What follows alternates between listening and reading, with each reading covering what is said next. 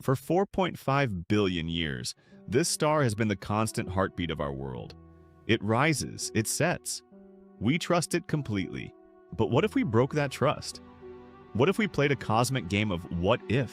Let's conduct an experiment that only a universe simulator can perform. We are going to replace our sun with something else.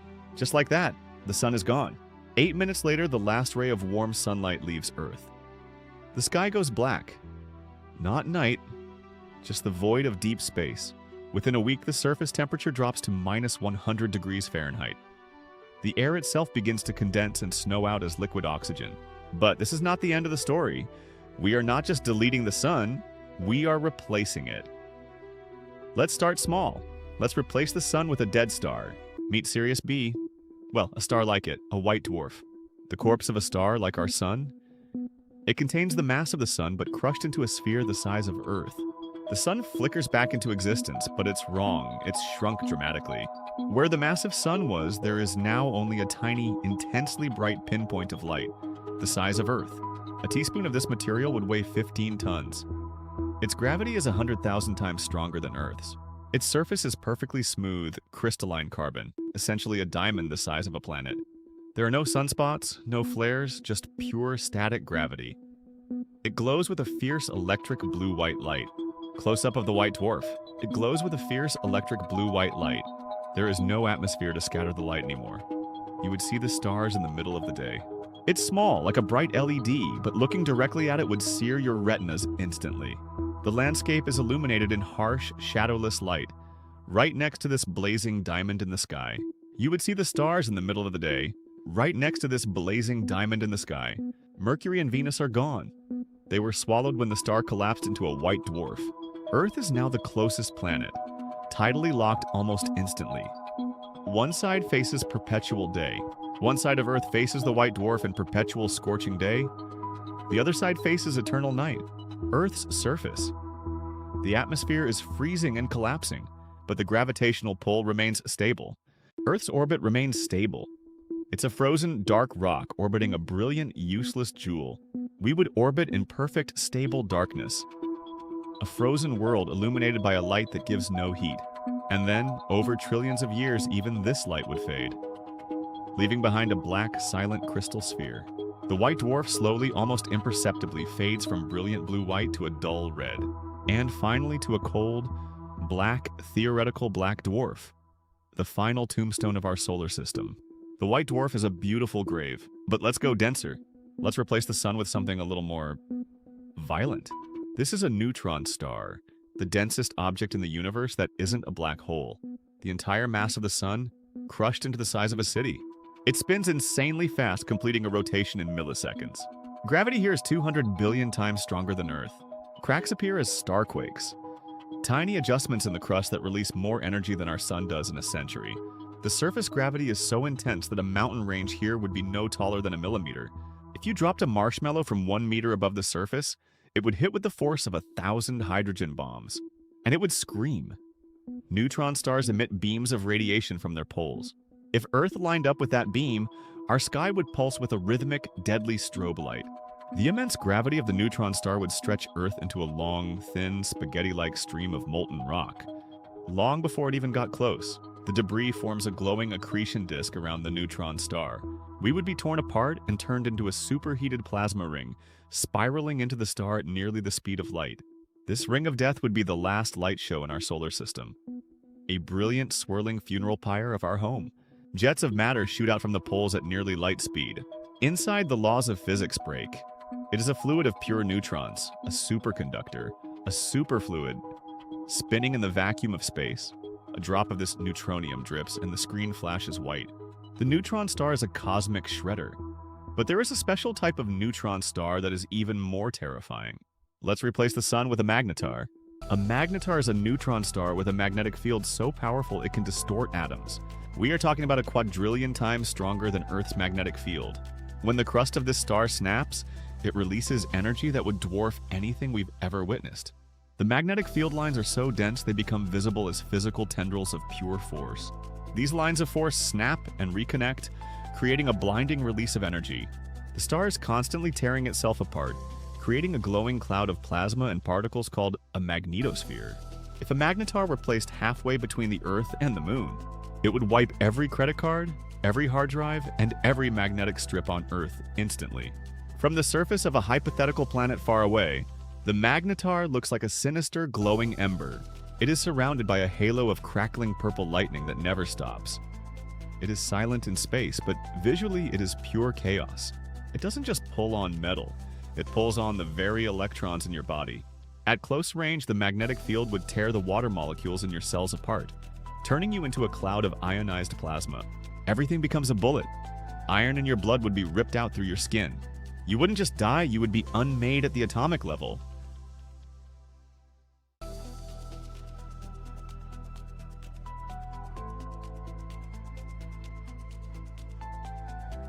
On December 27, 2004, a Magnetar flare from 50,000 light-years away physically compressed our Earth's ionosphere. It was so powerful it affected our atmosphere from across the galaxy. It's the brightest event in the galaxy after a supernova. The Magnetar continues to spin, but a glowing, twisted scar remains on its crust.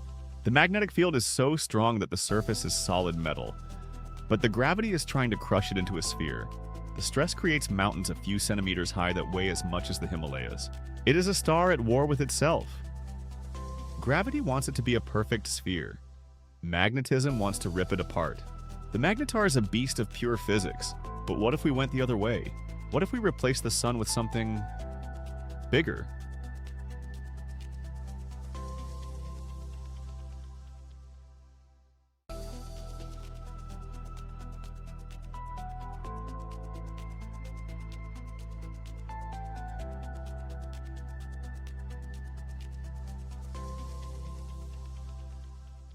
Forget the gentle yellow sun. This is an O-type star.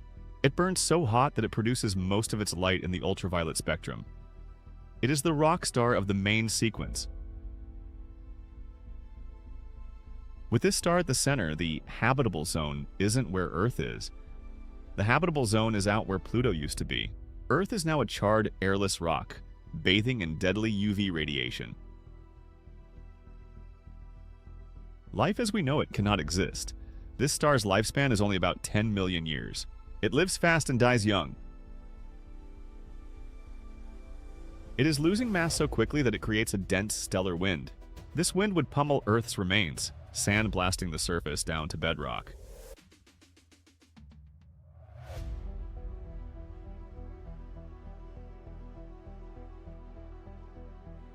And after just a few million years of this brutal blue existence, it explodes. It does not fade away. It detonates, seeding the galaxy with heavy elements. We are the children of stars like this. The calcium in our bones and the iron in our blood were forged in the furnace of a long-dead O-type star.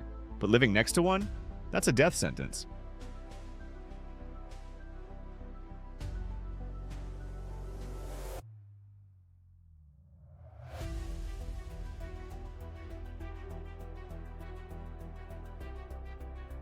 The O-type star is a beautiful destroyer, but there is one more step before the end. Let's replace the sun with a star that is already dying. The red supergiant. A red supergiant, the bloated, dying phase of a massive star?